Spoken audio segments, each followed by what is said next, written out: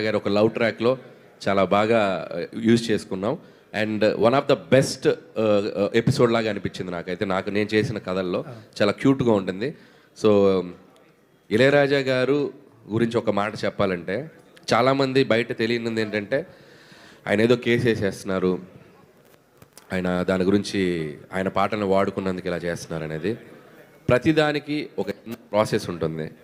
మనం ఏదైనా ఒక పని చేసేటప్పుడు అంత గొప్ప మ్యూజిషియన్ మహానుభావుడి దగ్గరికి వెళ్ళి, సార్ మీ పాటను మేము ఇలా యూజ్ చేసుకుందాం అనుకుంటున్నాం, మీరు మాకు పర్మిషన్ ఇస్తారని ఒక మాట ఆయన అడిగితే ఆయన హ్యాపీగా ఒప్పుకొని ఆయనకి ఏం చేయాలో మాట్లాడితే దానికి టెక్నికాలిటీస్ ఫినిష్ చేసి చేయొచ్చు. మేమేం చేసామంటే సింపుల్, మా ప్రొడ్యూసర్స్ వెళ్ళి ఆయన కలిసి ఇట్లా మేము చిరంజీవి గారి సినిమా ఇలా యూజ్ చేసుకుందాం అనుకుంటున్నారు, యూజ్ చేసుకోండి అన్నారు, అయిపోయింది. So the process should be నీట్గా ఉంటే ఆయన ఒప్పుకుంటారు. మరి మిగతా విషయాలు నాకు, మిగతా సినిమాలు జరుగుతున్న ప్రాసెస్ నాకు తెలియదు. సో మన వాళ్ళు చక్కగా వెళ్ళి అడిగారు, ఆయన చక్కగా దానికి ఒప్పుకొని మాకు పర్మిషన్ ఇచ్చారు, కాబట్టి మాకు ఆ ప్రమాదం లేదు. సాహు గారు sir, first day 84 crores gross అని పోస్టర్ వేశారు. అనిల్ గారు లాస్ట్ టైం 300 crores పెట్టారు. ఈసారి ఎంత పెట్టబోతున్నారు రికార్డు ఎలా పెడతామండి? చూసి వచ్చిందే పెడతాం కదా. అదే వచ్చిందే పెడతారులేండి, మీరు వేరేగా తీసుకెళ్ళిపోతున్నారు దీన్ని. అంటే ఒక ప్రొడ్యూసర్గా మీ ట్రెండ్ ఒకటి ఉంటుంది కదా, మీకు అంచనా ఉంటుంది కదా, ఒక హోప్ ఉంటుంది, లేకపోతే ఒక ఎస్టిమేషన్ ఉంటుంది. నేనైతే ఒక 400 to 500 మధ్యలో చేస్తాను అనుకున్నాను అండి. వెరీ హ్యాపీ ఫర్ యూ అండి, కంగ్రాట్స్ అండి మీకు కూడా. అనిల్ గారు ఇక్కడ అలా చెప్పండి. బేసికలీ లేడీస్ అంతా కలిసి మీ మీద కేసు పెట్టాలనుకుంటున్నాం. ప్లీజ్ దయచేసి, నేను వాళ్ళ కోసం జైలుకి వెళ్ళడానికి రెడీ, చెప్పకూడదు తినడానికి రెడీ, అవసరమైతే ఓ చల్లక్క పడడానికి రెడీ, అవసరమైతే ఉరి శిక్ష పడడానికి రెడీ. పెట్టండి కేసు, చెప్పండి. అయితే ఎందుకు అంటే చిరంజీవి గారు లాంటి ఇమేజ్ ఉన్న స్టార్ తోటి ఆ చట్టాలు అనేవి కాపాడుకోవడానికి కప్పేటేయడానికి కాదు మగవాళ్ళని అని ఏదో సంథింగ్ చెప్పించారు కదా. ఆ డైలాగ్ ఏంటండి, ఇన్నాళ్ళు మేమంతా హింస పడుతూనే ఉన్నాం కదా, ఏదో 2-3 సీన్లు ఉంటాయి, డ్రమ్ సీన్ అని, కుక్కర్లో ఉడికించడం ఇట్లాంటివి, దానికోసం అని చెప్పి మగవాళ్ళ మీద తప్పుడు కేసులు పెట్టినట్లుగా ఎలా అంటారు?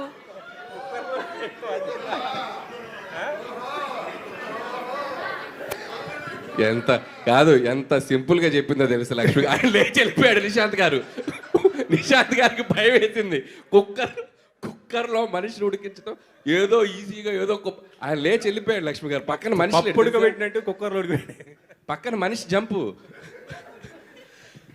ఇప్పుడు మీరే అన్నారు కదా, అంటే ఇది ఎవరిని అఫెండ్ చేయడానికి కాదు, లేడీస్కి ఉన్న రైట్స్ చాలా అవసరం, సోషల్ లైఫ్లో చాలా అవసరం. మనం చెప్పింది ఏంటంటే దాన్ని అక్కడక్కడ మీరు అన్నట్టే అక్కడక్కడ మిస్యూజ్ అవుతున్న వాటిని అడ్రస్ చేసాం. అది చిరంజీవి గారు లాంటి స్టార్ చేతు చాలా క్యూట్గా, నాకు తెలుసు మీ మనోభావాలు ఎలా దెబ్బతింటే ఎంత దారుణంగా ఉంటుందో పరిస్థితి, అందుకని నేను చాలా చెప్పకుండా అలా క్యూట్గా చెప్పించాను. చాలామంది లేడీసే చప్పట్లు కొడుతున్నారు థియేటర్స్లో. దానికి థ్యాంక్స్, మీరు అడ్రస్ చేసినందుకు.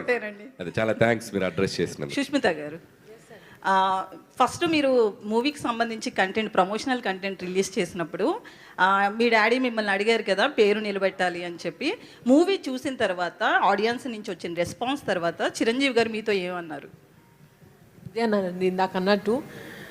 సో డెఫినెట్గా పేరు నిలబెట్టేమని అనుకుంటున్నాను, బయట నుంచి ఎలా వినపడుతుంది అని అన్నారు.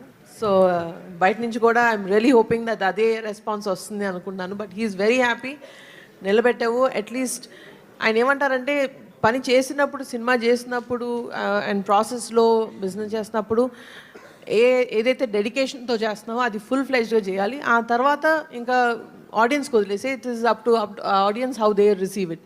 But the way you worked, ఆ మెథడ్ చూసి నువ్వు నిలబెట్టుకున్నావు ఆ పేరు అని అన్నారు. సో అనిల్ గారు ఇక్కడ సార్, ఇటు నిన్న రామ్ చరణ్ గారికి సినిమా చూపించారు కదా, ఏమన్నారు సార్? ఎలా ఫీల్ అయ్యారు, ఏంటి అసలుకి? సో రామ్ చరణ్ గారిని నేను చాలా ఎగ్జైటెడ్గా ఫీల్ అయ్యారు ఆయన.